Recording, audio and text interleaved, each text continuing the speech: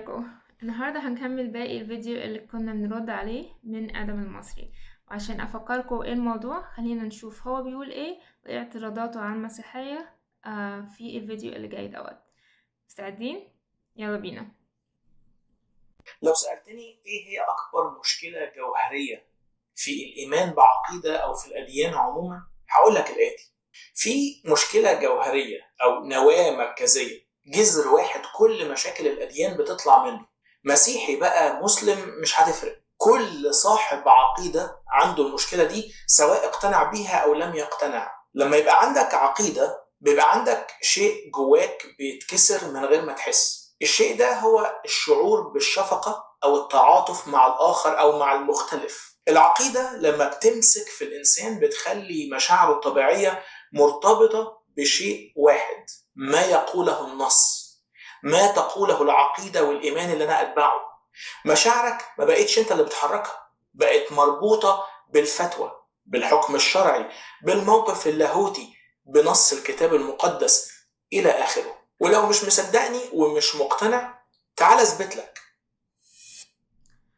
اوكي، اعتقد احنا كلنا فاكرين من المرة اللي فاتت هو كان بيتكلم عن ايه. هو بيتكلم ببساطة شديدة ان بما انك انت مؤمن بالاديان فانت بتحط النص فوق روح النص او فوق الانسان. واول فيديو رديت عليه باني انا قلت ببساطة شديدة ان احنا لو بصينا على كل الدراسات الاجتماعية والنفسية اللي اتعملت، الملخص بتاعها هو ان الاديان عندها نتيجة ايجابية على ان الانسان يكون متعاطف اكتر بالمقارنة بالاشخاص اللي هم لا دينيين او ملحدين، وان هي بتأثر على مش بس درجة التعاطف، لكن عمليا بتعكس نفسها ان الناس المتدينين بيبقوا مشغلين اكتر في التطوع، بيبقوا اكتر في التبرع للمؤسسات الخيرية، ومش بالضرورة تكون المؤسسات الخيرية دي هي المؤسسات الدينية اللي تتبع الايمان بتاعهم. فهو كده بنى الفكرة كلها على أساس علمي خاطئ. هو باني الفكرة إن هو بيستعطف فينا، بالرغم إن هو بيقول إن إحنا المتدينين معلناش نوع من الاستعطاف، لكن هو بيستعطف فينا إيه ده، الأديان بتخلينا أكتر قساوة لأن النصوص بتاعتها قاسية، لكن مبيعتمدش على أي حاجة في الادعاء بتاعه دوت مبنية على أي حاجة من الدراسات. طيب خلينا بقى نكمل، لأني أنا حابة أرد عليه رد يعني كافي وشافي زي ما بنقول، أو ده اللي بسعى إليه على الأقل. هنشوف هو إيه النصوص اللي استخدمها من المعتقد المسيحي، وإزاي هو بيستخدم النصوص دي عشان يتوصل بيها الاستنتاج إن بما أن المسيحية فيها نصوص زي كده إذن الإنسان هيكون أقل تعاطفا. فخلينا نروح للجزء المسيحي.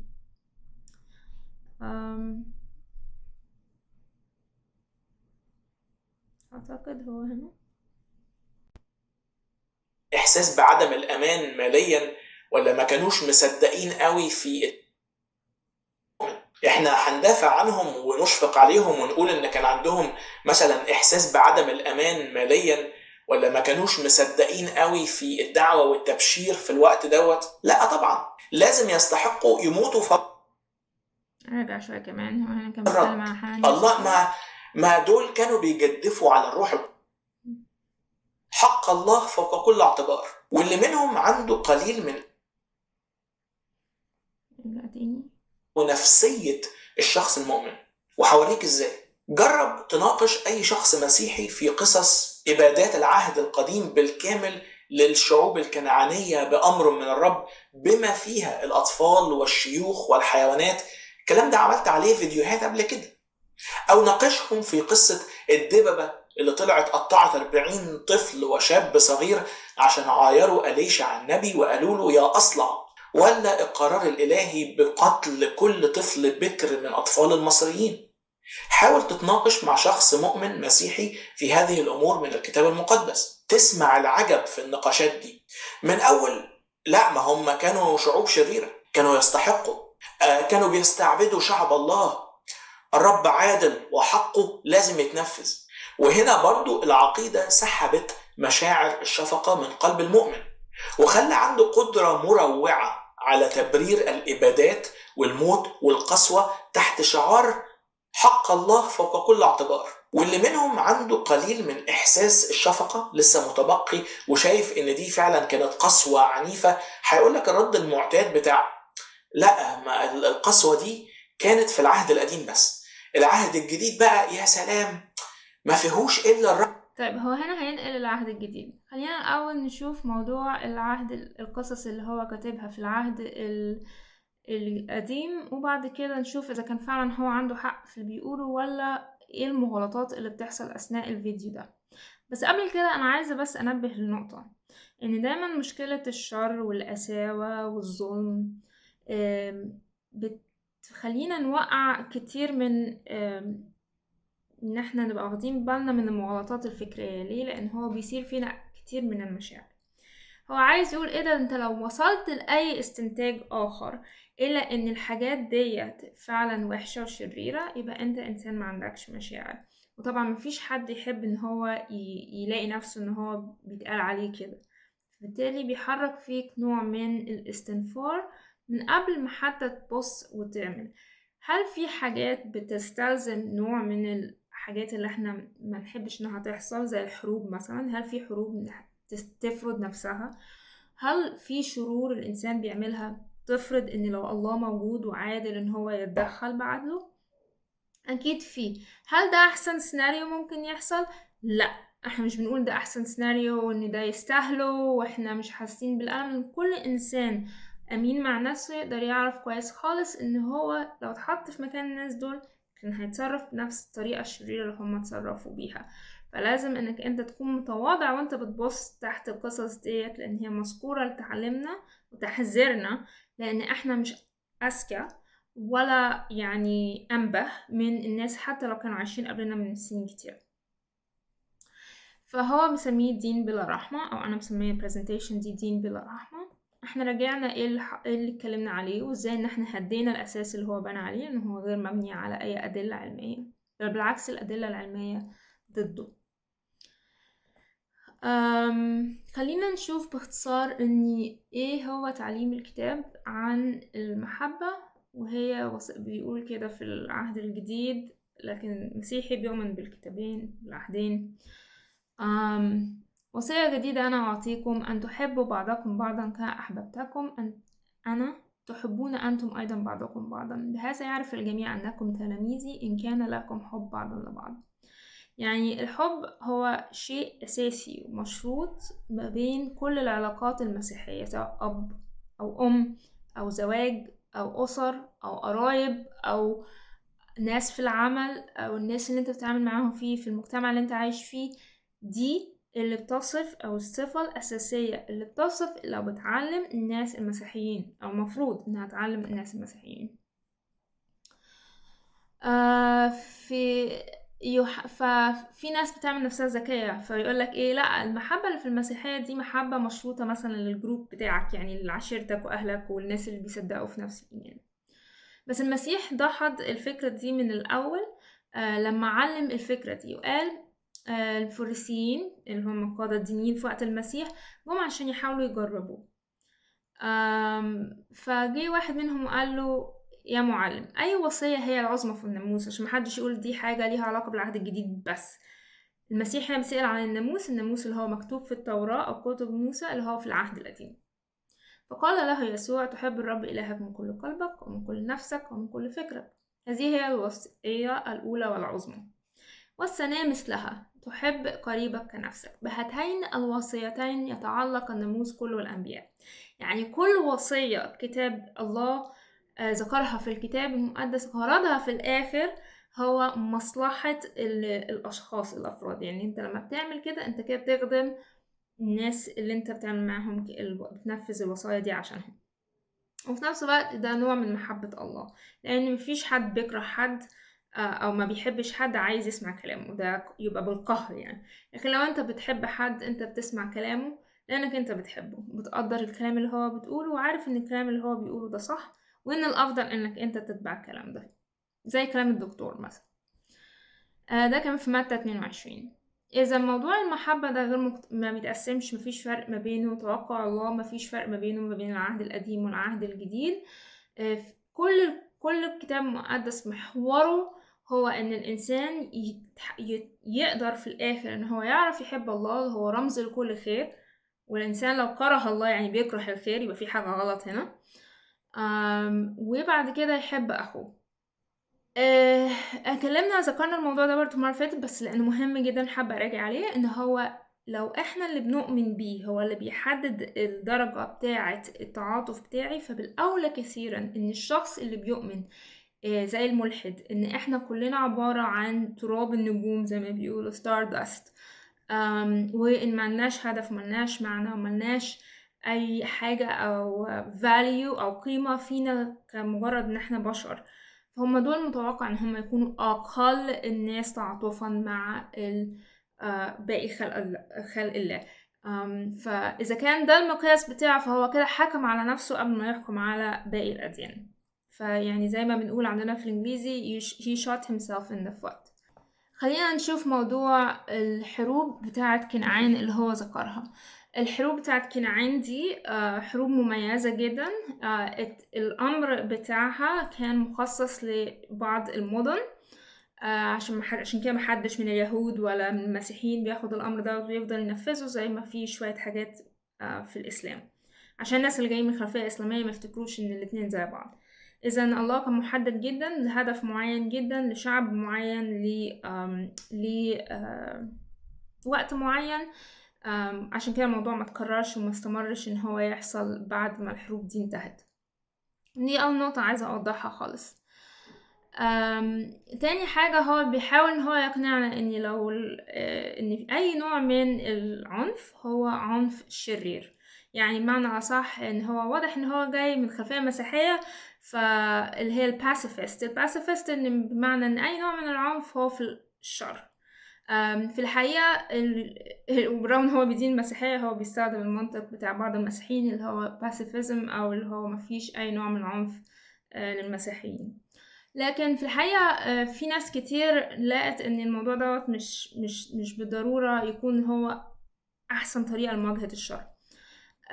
فهو عشان كده طلع مبدأ just war. ايه just war؟ معناها ان في جاني ومجني عليه، وان او شخص مذنب او دولة مذنبة. let's say اقرب فيها زي دولة اقرب حاجة للذاكرة البشرية بتاعتنا زي دولة ألمانيا في النازية، وانت حاولت بكل الطرق انك انت تسترد الدولة دي او تبقى تخليها تبطل البطش بتاعها السلمية، لكن الطرق السلمية كلها ما نفعتش. انت قدامك حلين: يا تعمل الحل بتاعه اللي هو بيقوله انك انت لو حاولت اي نوع من العنف انت تبقى شرير وقاسي. وده حل طبعا اقدر اتخيل ان هو ولا هتلر كان هيهتم بيه، كان هيكمل كانش هيصعب عليه يعني ويقول ايه ده الناس دول بيحبوا ومش بيعملوا عنف لازم اتعلم منهم. هو كان عدى المرحلة دي بكتير، كان مرحلة بلا عودة بلا رجعة، والشعب بتاعه تبعه، فكان في مرحلة بلا رجعة. أرجح الناس تقرأ حاجة اسمها باتاليون 101. دي كانت دراسة اجتماعية رجعية، يعني اتعملت بعد ما حصل محاكمات الليدرز أو قادة بتوع النازية، وتركز على فصيلة واحدة اللي هي باتاليون 101، وبيشوف ايه نوعية الناس اللي كانت فيها وكانت ايه وبقت ايه أثناء الكام سنة بتوع الحرب العالمية التانية. وهتلاقي الاستنتاج البسيط ان الراجل هو اللي بيكتب البتاع دوت. I think ان اسمه كاري براون، بس يمكن انا ملخبطه الاسم. قال ان بما معناه يعني اني انا اقدر اتخيل نفسي مكان الناس دول كنت هبقى واحد زيهم. اللي عايز اوصله من الفكره ديت ان هما كانوا الشر لما بيخش قلب الانسان والانسان يبتدي قلبه يقسى بسببه، بيوصل لمراحل ان هو يبقى كأنه صعب انك تسترده تاني لإنسانيته. في الحالة ديت انت ما قدامكش غير طريقة واحدة، وهي انك العنف عشان توقف استمداد الشر في المجتمع بتاعك. فما انا عايز اوصله في الاخر ان الجاستس او العدالة، الحق، والحق لما يكون العقاب حق ده مش شر، ده بالعكس، وده مش ما يتحطش قدام عكس التعاطف. يعني القاضي اللي يشوف قاتل قدامه ويتعاطف معاه ويقول طب حبيبي لا الإعدام مثلا أو المؤبد ده صعب، يعني ده شيء قاسي جدا، هو في الحقيقة منفذ العدل. ان هي زي ما قلت الاول ان الحروب الكنعانيه دي ما كانتش وصفه للمؤمنين كلهم في العهدين ازاي يعيشوا حياتهم مع المجتمعات اللي حواليهم، لكن كانت حاجه محدده، امر معين صدر، وكل الناس على مدى التاريخ في سواء كانوا لاهوتيين يهود، مش لاهوتيين يهود، او مسيحيين معلمين في اليهود يعني، او في اللاهوتيين في المسيحيه، كلهم وصلوا لنفس الاستنتاج ان دوت امر كان very specific او محدد جدا لشعب كنعان في الوقت ده. واتكلمت عن النازية والألمانية وازاي ما كانش في حل آخر لردع الشر بتاعها غير انك انت دمرت الثقافة كلها. ألمانيا كلها اتهدت في وقت الحرب العالمية التانية. فمفيش حد بيرجع دلوقتي ويقول ايه ده التعاطف، مفيش حد بيقول كده، يعني كل الناس كانت فاهمة في الوقت دوت ان ده كان الحل الوحيد لوقف الاستعمار الألماني لأوروبا وقتلهم لليهود وبعض الطوائف الأخرى. إذا اللي هو بيحطنا فيه ده بيسموه false dilemma، يعني بيديك اختيارين والاختيارين لازم تختار منهم، لكن في الحقيقة ده مش الحقيقي. في وقت للتعاطف وفي وقت للعنف أحيانا. فهو مش قادر يشوف ان ان في فرق ما بين ان انا ابص على الناس واتعاطف مع الحال بتاعهم ومع اني انا اكون فقدت القدرة اني اشوف الشر كشر. احيانا احنا من كتر ما احنا تعودنا على الشر حوالينا بيبقى احساسنا بالشر يقل، فبيبقى فهمنا ليه الشر ده مستحق عقاب أقل. يعني الناس بتوع ألمانيا في الوقت دوت ما عندهمش أي وعي إن هم كانوا اللي بيعملوه ده هو غلط أخلاقيا، ما كانوش ماشيين بيقولوا إحنا عارفين نعمل إن إحنا ده غلط. حصل لهم نوع من التخدير الأخلاقي ممكن تقول، بل بالعكس هم شافوا إن ده مبرر عقليا ومنطقيا وأخلاقيا. فيبقى اوحش لو الناس اللي من بره كمان وصلوا للحاله ديت مش قادرين يشوفوا الشر كشر، زي ما انا اعتقد في حالته هو كده. لو احنا مشينا بالنظريه بتاعته ونقول ان احنا كان المفروض الله يتعاطف مع كنعان، معنى كده ان هو بيقول المفروض الله كان يتعاطف مع شعب كان مؤمن ان هو عشان ينجح في حياته لازم يقدم اولاده ذبيحه بتتحط على ايدين التمثال بعد.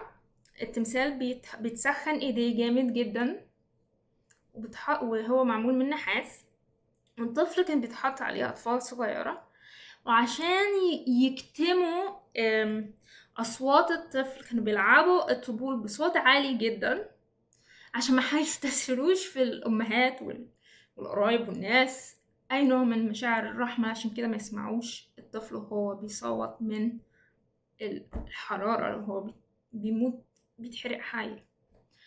هو ده نوع التعاطف اللي هو عايزنا نتعامل معاه، ان الشعب بأكمله بكباره وصغاره بقادته وبأتباعه ما عندوش مانع ان يكون العبادة بتاعته وثقافته، لان الدين بيشكل الثقافة، وده كان المعتقد بتاع الشعب كله ان هو يقدم الأولاد. دي احد الشرور بس انا ذكرتها لان دي اكتر الحاجات اللي ممكن كل الناس تتفق عليها انها غلط.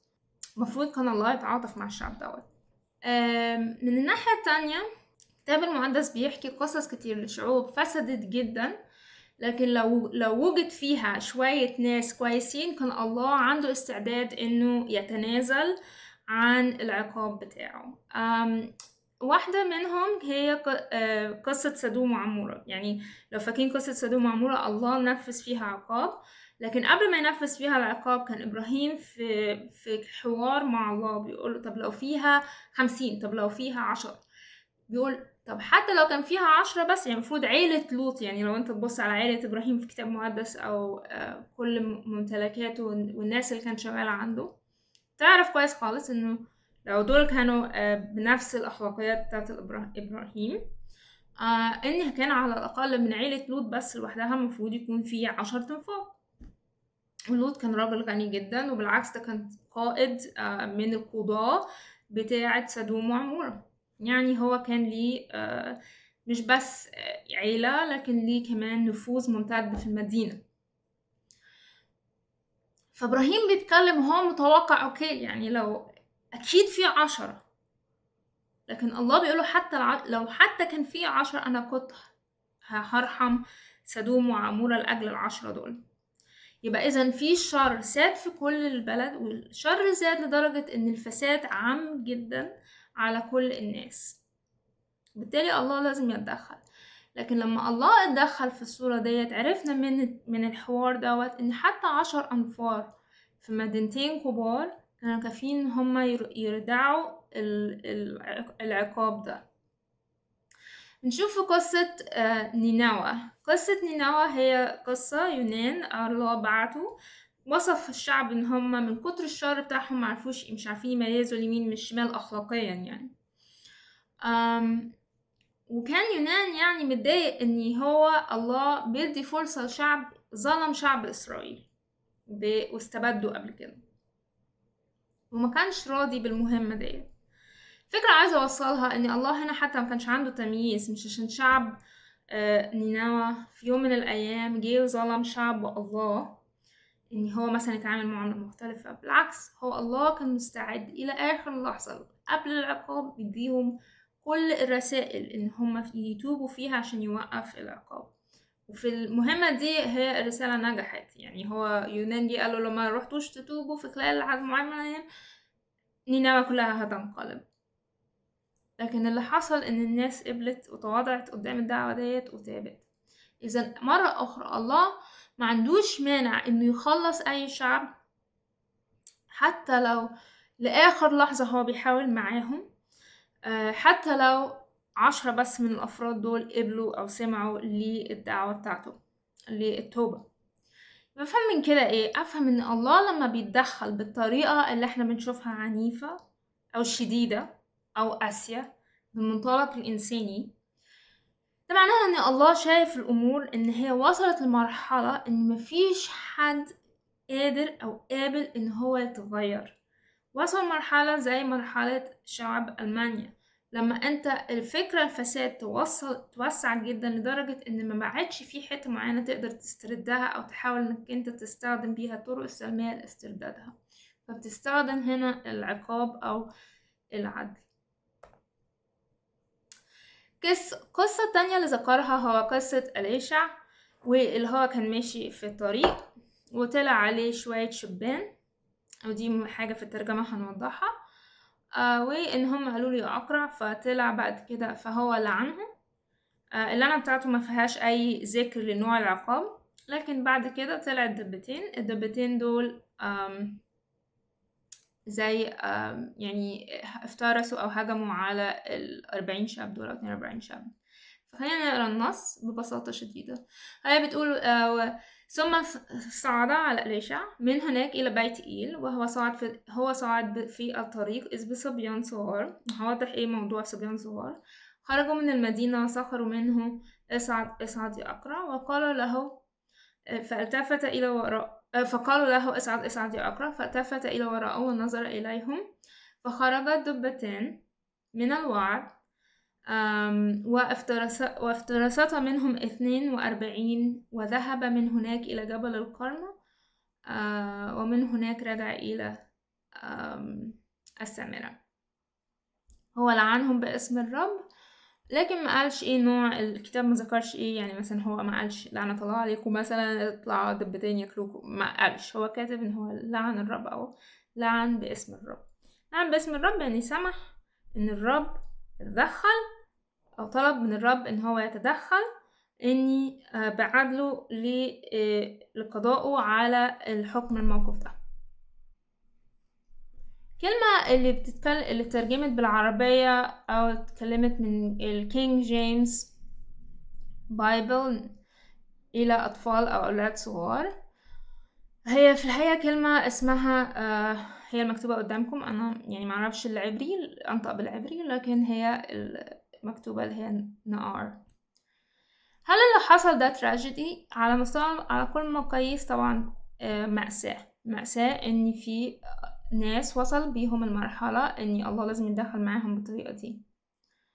حتى الله ما بينبسطش او مش بيشمت في موت الاشرار. هو الله لا يبغي ان الناس تهلك، لكن بيبغي ان الجميع يخلصون والى معرفة الحق يقبلون.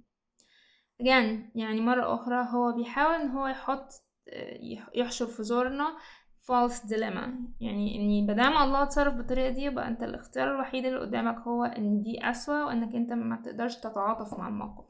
تقدر تتعاطف مع الموقف وتقدر برضو في نفس الوقت تفهم العدل يتطلب حاجات معينة. ايه موضوع النار ده؟ يعني في ناس فاكرة ان هي شوية عيال، يعني 6-7 سنين طلعوا وكانوا 40 واحد طلع على راجل شيخ وبيقولوا له اعرف، فهو اتضايق، فالموضوع كله يعني ما يستاهلش. في الحقيقة ان كلمة نار في الكتاب المقدس او في العهد القديم استخدمت ان هي تفسر بحسب السياق والمعنى بتاع الكلام، لان هو استخدمها مع يوسف. نفس الكلمة استخدمت مع يوسف لما كان عمره 39 سنة، ونفس الكلمة استخدمت مع إسحاق لما كان عمره 28 سنة. فمعنى كده ان الترانسليشن او الترجمة لأطفال أو أولاد صغار دي ترجمة ممكن يتقال عليها مش دقيقة لو رجعنا لاستخدامات الكلمة في العهد القديم في السياقات المختلفة. إذا في الأوقع إن احنا شايفين هنا 40 شاب طالعين على راجل شيخ يقولوا له يا أقرع. بس هي مشكلة أقرع دي ايه؟ مش المشكلة ان هي بس يعني واحد بيتريق على واحد أقرع. في نظريتين على الموضوع. أول واحدة هو إن هما بيتحدوا شخص كان انتقل النبوة انتقلت لأن إيليا صعد، وبعد كده في أليشع فهو جديد. ففي ناس بتتحدى السلطة بتاعته، لأن في الوقت ده في إسرائيل عبادة الأوثان منتشرة، والأنبياء كلهم كل واحد بيدعي نبوة للآلهة بتاعته. فده معناه ان هما بيتحدوه، بمعنى انت راجل عادي، انت مش نبي والا كنا هنحترمك يعني.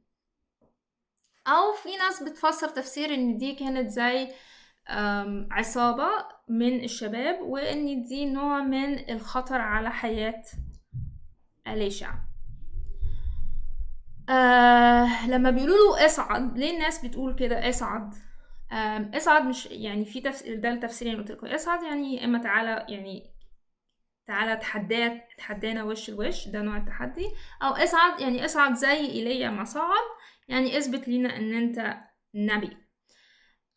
اذا موضوع اني لما لعنهم، اذا الموضوع ما كانش بيخطئ بنوع من الانتقام الشخصي، لكن هو ادى لله المساحة انه يعلن هو عن ذاته، يعلن ان هو ده ايه، مش واحد بيهزر، وانك انت كده بتتحدى سلطة الله في حد ذاتك.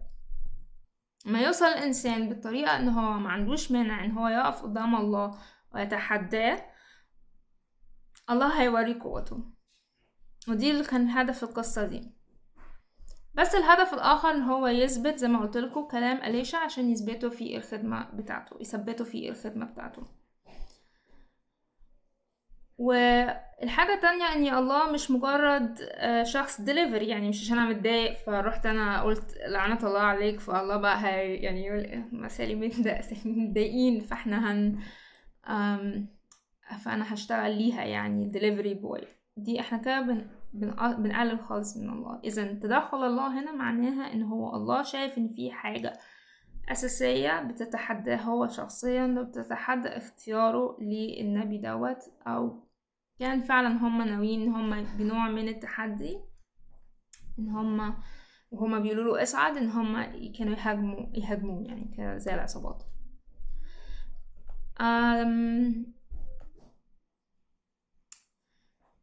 خلينا نشوف اخر حاجة بخصوص الموضوع دوت، عشان محدش يقول برضو ان انا بقرا من النص عشان ابرر.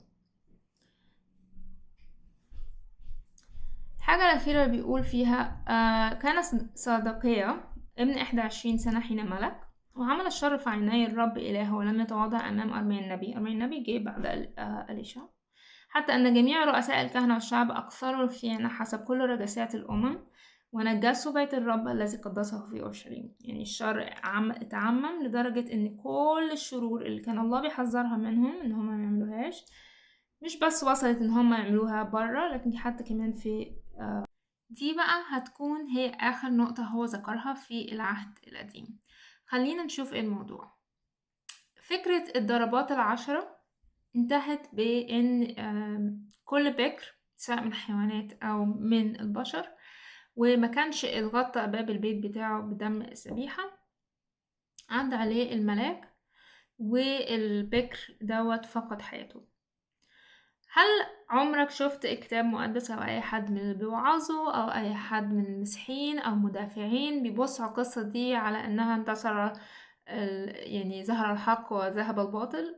محدش بيبص عليها بطريقة احتفالية، لأن الكل عارف إن هو لو كان في مكان المصريين كانت الحكاية دي هتبقى منطبقة عليه جدا. وإن الخطية ما بتميز، وبالتالي العدل ما بيميز ما بين يعني بلاد أو الأوطان أو الكلام ده كله أو الجنسيات وكده. هنبص عليها على إنها برضو حكاية فيها نوع من المأساة.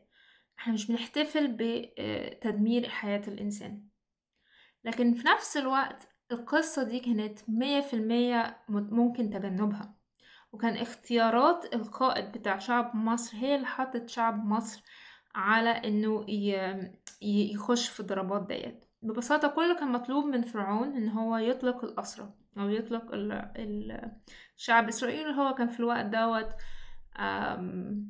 شعب مستعبد. فهل آدم المصري وهو عمال يقول ايه ده بصوا التدمير اللي حصل هو ما كانش بيورينا التعاطف من جانب واحد؟ طب وانت ليه ما تعاطفتش مع شعب كان مستعبد ل400 سنة تحت عبودية قاسية؟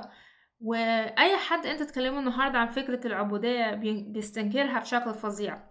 فهو بالنسبة له انك تخلص ناس من العبودية يقلبها ويتبان كأنها حاجة قاسية، في حين انك انت تخلص ناس من العبودية حتى لو استخدمت الحرب عشان تخلص الناس من العبودية، ده بالنسبة له يبقى انت كده بتشيل التعاطف او somehow بتخلي قلب الانسان قاسي. انا يعني هو السؤال التاني هو برضو هو كان متوقع ازاي ممكن تحرر، يعني ممكن بشريا ايه الطريقة البشرية اللي ممكن تقدر تحرر بيها اي نوع من العبيد لو صاحب العبيد ده ما كانش راضي ان هو يطلقهم بكل الطرق اللي كانت قبلها، حتى طرق اللي كان فيها خسائر اقتصادية وخسائر ارواح. صحيح ما كانتش الارواح خاصة ببيت فرعون، لكن ده ما اثرش في قلب فرعون. فمن الناحية ديت احنا يعني مش بنقول ان القصص دي بتأثر. انا لما هقرا القصة دي مش معناها ان انا بقى بشمت في الناس اللي حصل فيهم كده او somehow بشوف نفسي عني افضل منهم، لكن كل امر ببساطة ان انا بشوف مدى شرور الخطية لما بتتملك في قلب الانسان لدرجة ان عنده اتم استعداد ان يخش راسه براسه بربنا بالرغم من كل الادلة اللي الله اديها له. وانا اتكلمت عن موضوع فرعون في فيديو مختلف، ممكن تشوف بنفسك معنى الأدلة ديت كان ايه بالنسبة لواحد زي فرعون، لأن كل ضربة من الضربات اللي أخدها فرعون كانت موجهة لإله من آلهة مصر، لدرجة ان السحرة والحكمة بتوع فرعون قالوا له هذه إصبع الله. يعني موسى هنا مش بيحوشك بكلام، موسى وراه يعني قوة إلهية، فما تخشش معاه في حرب. اعتقد ده كده يلخص كل الحاجات او يعني يشرح كل الحاجات اللي هو جابها من العهد القديم. الفترة اللي جاية بقى هنشوف الاعتراضات اللي هو جابها من العهد الجديد، لكن لحد ما نعمل الفترة اللي جاية انا بتمنى لكم ان انتوا تكونوا بصحة كويسة، وان انتوا تستمروا في ان انتوا تدوروا على الحقيقة وما تبطلوش ان انتوا تسألوا عشان تعرفوا ايه هي الحق. ربنا معاكم واشوفكم على خير المرة الجاية. باي باي.